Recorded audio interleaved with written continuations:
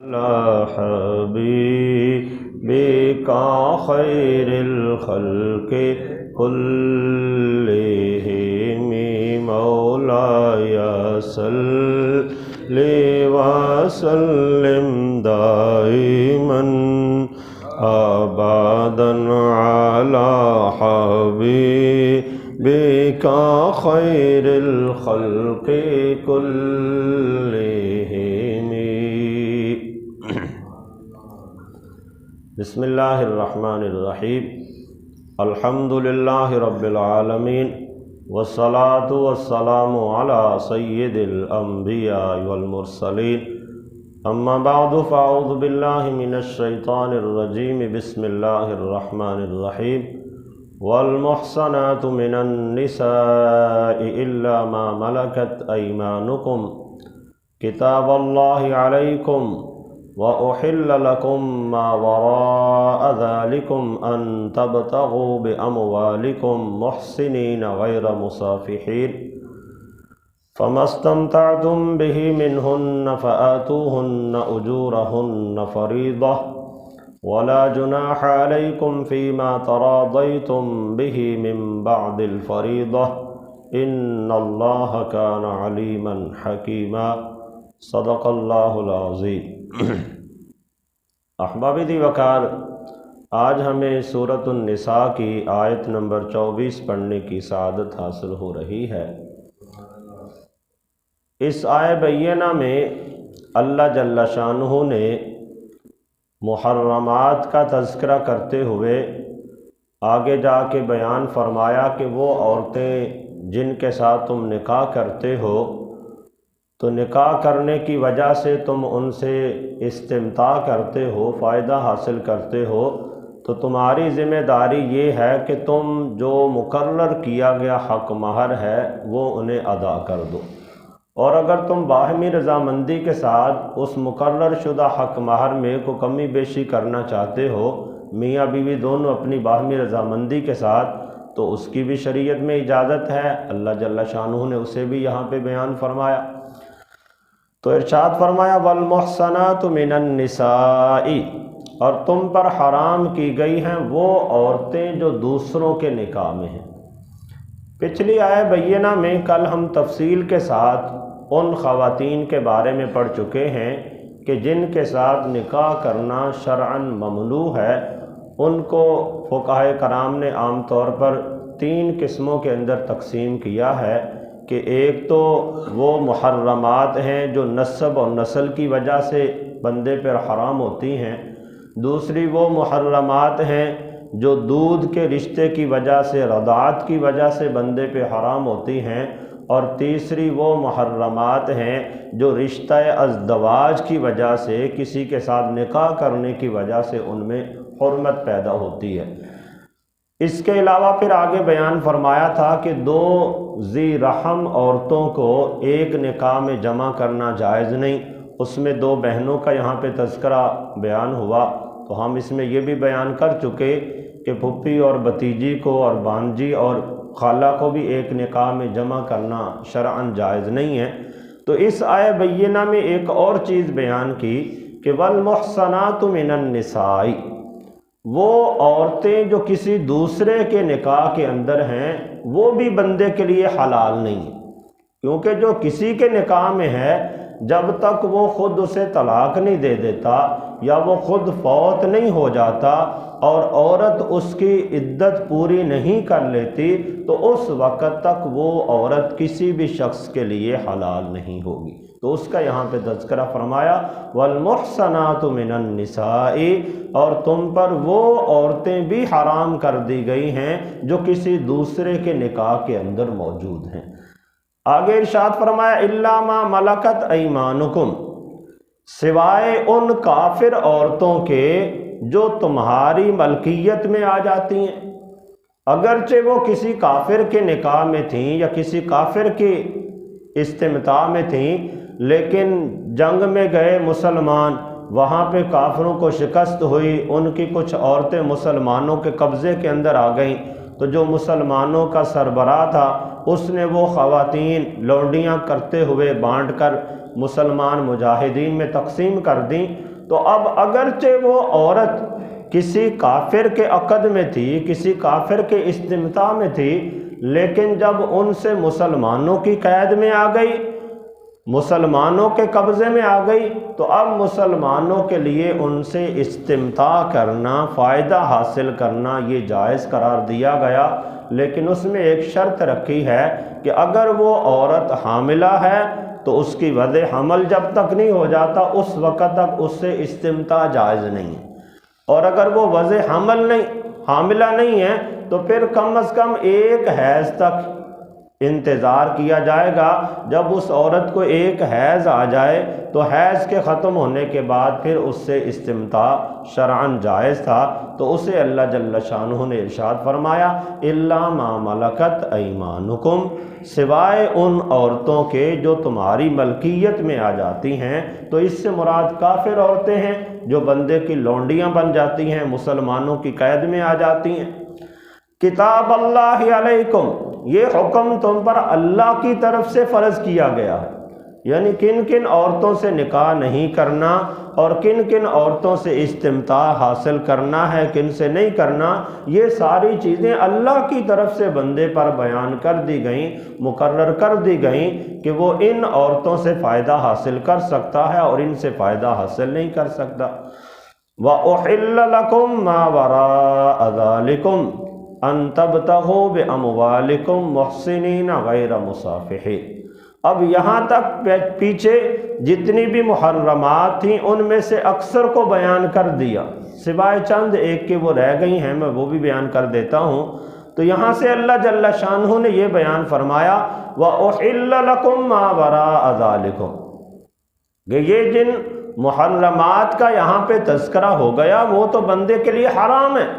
اب یہاں پہ آگے اجازت والی خواتین کا تذکرہ کیا جا رہا ہے کہ ان محرمات کے علاوہ جو باقی عورتیں ہیں معاشرے کی وہ تمہارے لیے حلال ہیں۔ ان تبتغوا باموالکم محسنین غیر مصافحین، یہ کہ تم اپنے مال کے عوض ان کو طلب کرو، ان سے فائدہ حاصل کرنے کے لیے، نکاح کرنے کے لیے اور ان کی حفاظت کرنے کے لیے، صرف اپنی خواہش پوری کرنے کے لیے یا حد سے تجاوز کرنے کے لیے انہیں اپنے قبضے میں لینے کی اجازت نہیں ہے۔ مطلب یہ کہ یہاں پہ یہ بیان کیا گیا کہ جن عورتوں سے تمہارے لیے نکاح کرنا حرام نہیں ہے،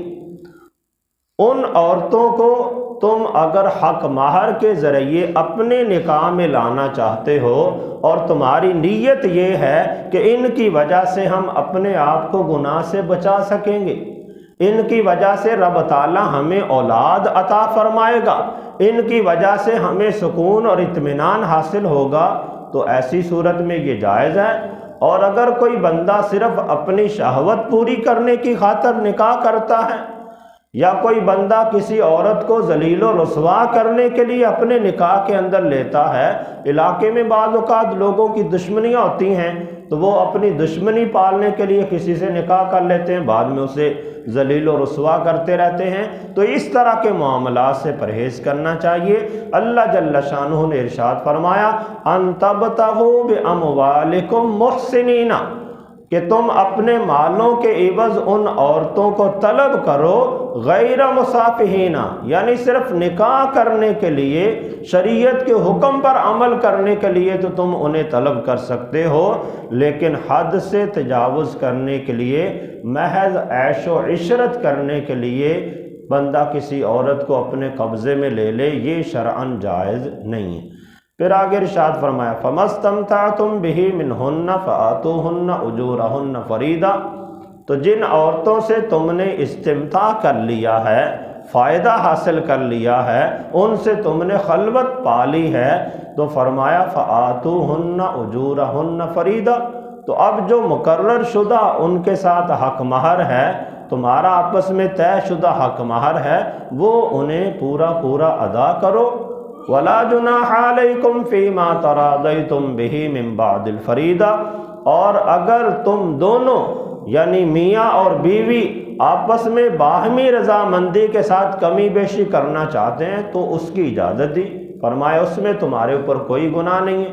مثال کے طور پہ 1,00,000 روپے حق مہر مقرر ہوا تھا، شوہر کہتا ہے کہ چلو میں 1,20,000 دے دیتا ہوں، یعنی کچھ اضافی دینے پہ اپنی خوشی سے رضامند ہو جاتا ہے تو کوئی حرج نہیں ہے، وہ اپنی خوشی سے دے رہا ہے۔ یا عورت کے ساتھ 1,00,000 مقرر ہوا تھا، وہ عورت 1,00,000 میں سے آدھا اسے معاف کر دیتی ہے یا لینے کے بعد واپس دے دیتی ہے تو اس میں بھی کوئی حرج نہیں۔ تو اللہ جل شانہ نے جو ارشاد فرمایا وَلَا جُنَاحَ عَلَيْكُمْ فِي مَا تَرَاضَيْتُمْ بِهِ مِن بَعْدِ الْفَرِيضَةِ، حق مہر مقرر کرنے کے بعد اگر تم باہمی رضامندی کے ساتھ اس میں کمی بیشی کرنا چاہو تو کر سکتے ہو، لیکن کوئی ایک فریق ڈٹ جائے، مثلا عورت کہے کہ نہیں جی میں نے تو اضافی لینا ہے، یہ بھی جائز نہیں ہے۔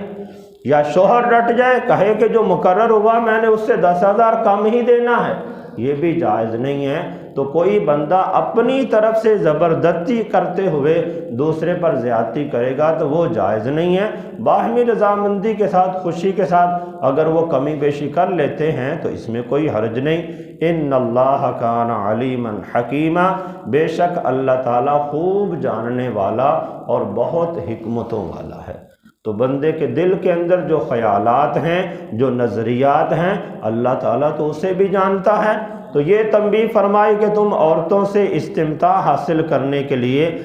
ان سے اولاد کے حصول کے لیے، اپنے قلب کو سکون پہنچانے کے لیے نکاح کرو، اللہ اسے بھی جانتا ہے۔ اور اگر کوئی بندہ بری نیت کے ساتھ نکاح کرتا ہے تو اللہ اسے بھی جانتا ہے۔ اسی طرح حق مہر دینے کا معاملہ ہے تو فرمایا تم خوشی کے ساتھ پورا حق مہر انہیں ادا کرو، جو خوشی سے ادا کر دے گا اللہ اسے بھی جانتا ہے، اور جو دل کے اندر کجی رکھ کے ٹیڑھا پن رکھ کے ٹال مٹول کرنے کی کوشش کرے گا اللہ جل شانہ اسے بھی جانتا ہے۔ تو رب تعالیٰ نے یہ تنبیہ فرما دی ان اللہ کان علیما حکیما، بے شک اللہ تعالیٰ خوب جاننے والا اور بہت حکمتوں والا ہے۔ تو احباب دی وقار یہاں پہ پیچھے محرمات کا تذکرہ ہوا، محرمات نسبیہ، محرمات جو رضاعیہ ہیں یعنی دودھ پینے کے رشتے والی ہیں، اور رشتے ازواج کی وجہ سے جو محرمات ہیں، اور 2 محرمات کو ایک عقد میں جمع کرنا، یہ ساری چیزیں یہاں پہ بیان ہو چکی۔ کچھ چیزیں ایسی ہیں جو ابھی بھی باقی ہیں جن کے ساتھ بندے کا نکاح کرنا جائز نہیں، اس میں پیچھے ہم نے 2 بیان کر دی جن کا یہاں پہ تذکرہ نہیں ہے، کہ پھپھی اور بھتیجی کو اور بانجی اور خالہ کو ایک نکاح میں جمع کرنا یہ بھی جائز نہیں۔ اسی طرح ماں اور بیٹی کو ایک نکاح میں جمع کرنا یہ بھی جائز نہیں ہے، کہ کسی شخص نے، کوئی عورت مطلقہ تھی، اس کی کوئی بیٹی بھی تھی، تو اس نے اس مطلقہ عورت سے بھی نکاح کر لیا اور اس کی بیٹی سے بھی نکاح کر لیا، تو یہ گویا کہ ماں اور بیٹی کو ایک نکاح میں جمع کرنا ہے، یہ بھی بندے کے لیے شرعاً جائز نہیں ہے۔ اسی طرح جب بندے کے عقد میں 4 عورتیں موجود ہیں تو جب تک 4 عورتیں موجود ہیں بندے کے لیے کسی بھی 5ویں عورت کے ساتھ نکاح کرنا جائز نہیں ہے، جب تک کہ ان 4 میں سے کوئی فوت نہیں ہو جاتی یا ان میں سے وہ کسی کو طلاق نہیں دے دیتا۔ اسی طرح جو مشرکہ عورت ہے، غیر مسلم عورت ہے، اس کے ساتھ نکاح کرنا بھی جائز نہیں ہے، کیونکہ اس کا دین ہی علیحدہ ہے تو اس سے بندے کا نکاح حرام ہے۔ ایسے ہی کسی عورت کو بندے نے 3 طلاقیں دے دیں، چاہے 3 طلاقیں اکٹھی دی ہوں یا علیحدہ علیحدہ دی ہوں، احادیث سے یہ بات ثابت ہوتی ہے کہ اگر 3 طلاقیں اکٹھی دے دیں تو بھی وہ واقع ہو جاتی ہیں۔ تو اس اعتبار سے جس عورت کو 3 طلاقیں بندے نے دے دی ہوں اب وہ بندے کے لیے حرام ہو جاتی ہے، اور حلالہ کے بغیر ہی اس کے ساتھ نکاح دوبارہ کر لینا یہ بھی حرام ہے۔ اور حلالہ سے بھی مراد یہ نہیں ہے کہ بندہ ایسے ہی 1-2 دن کے لیے کسی اور شخص کے ساتھ اس کا نکاح کر دے اور کہے کہ حلالہ ہو گیا۔ جو اس طرح سے حلالہ کی نیت سے نکاح کرواتے ہیں وہ بھی جائز نہیں ہے۔ نبی علیہ الصلوۃ والسلام کی حدیث مبارکہ ہے کہ اللہ تعالیٰ حلالہ کرنے والے پہ بھی لعنت بھیجتا ہے اور حلالہ کروانے والے پہ بھی لعنت بھیجتا ہے۔ تو حلالہ سے مراد یہ ہے کہ کسی بندے نے 3 طلاقیں دے دیں، عورت نے کسی دوسرے شخص سے عام نکاح کیا، مطلقاً نکاح کیا، اب نکاح کرنے کے بعد اتفاق سے ان کی بننی پڑی، اس نے اسے طلاق دے دی، یا پھر وہ بندہ فوت ہو گیا،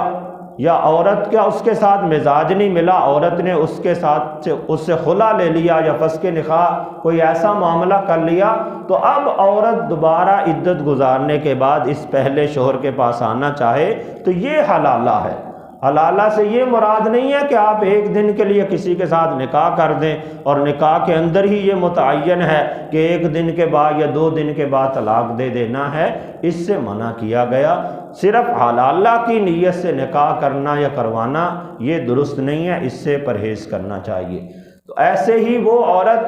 جو کسی کی عدت گزار رہی ہے، چاہے اس کا شوہر فوت ہوا اور وہ وفات کی عدت گزار رہی ہے، یا اس کا شوہر نے اسے طلاق دے دی تو عورت طلاق کی عدت گزار رہی ہے، تو جو معتدہ عورت ہے، عدت کے اندر ہے، اس کے ساتھ بھی نکاح جائز نہیں ہے، اس کے ساتھ بھی نکاح کرنا حرام ہے۔ تو یہ بہت ساری خواتین یہاں پہ بیان ہو گئیں جن کے ساتھ نکاح کرنے کا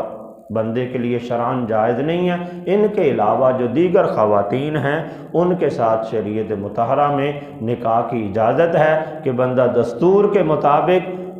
سنت پوری کرنے کی نیت سے، اولاد کے حصول کی خاطر، اپنے گھر کے معاملات کو درست کرنے کی نیت سے اگر کسی عورت سے نکاح کرتا ہے اور اس کا حق مہر پورا اسے ادا کر دیتا ہے، دستور کے مطابق اسے لباس، کھانا، رہائش وغیرہ دے دیتا ہے، تو شرعی طور پر یہ اس کے لیے جائز ہے۔ قرآن و سنت کے اندر اس کی تعلیمات موجود ہیں۔ اللہ تعالیٰ کی بارگاہ میں دعا ہے کہ رب تعالیٰ ہم سب کو عمل کرنے کی توفیق عطا فرمائے۔